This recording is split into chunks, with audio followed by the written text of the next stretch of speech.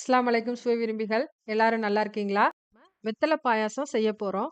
என்னோட சேனல இதுவரைக்கும் சப்ஸ்கிரைப் பண்ணாதவங்க மறக்காம சப்ஸ்கிரைப் பண்ணுங்க.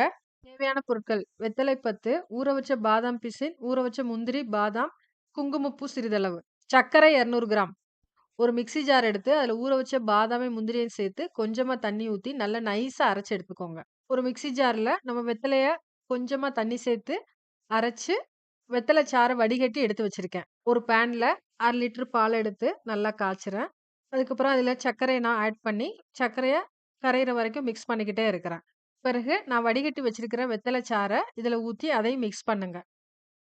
பாதாம், முந்திரி பேஸ்ட்ட இதோட நல்லா மிக்ஸ் பண்ணி விடுறேன்.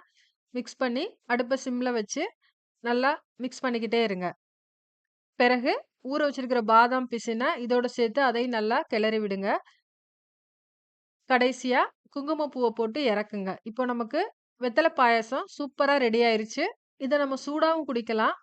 இல்ல ஆற வச்சு ஃப்ரிட்ஜ்ல வச்சு சில் பண்ணி ஒரு 2 ஹவர்ஸ் கழிச்சு குடிச்சு பாருங்க. 2 டேஸ்ட்டுமே சூப்பரா இருக்குது. என்னோட சேனல மறக்காம சப்ஸ்கிரைப் பண்ணுங்க. சப்போர்ட் பண்ணுங்க. Thank you.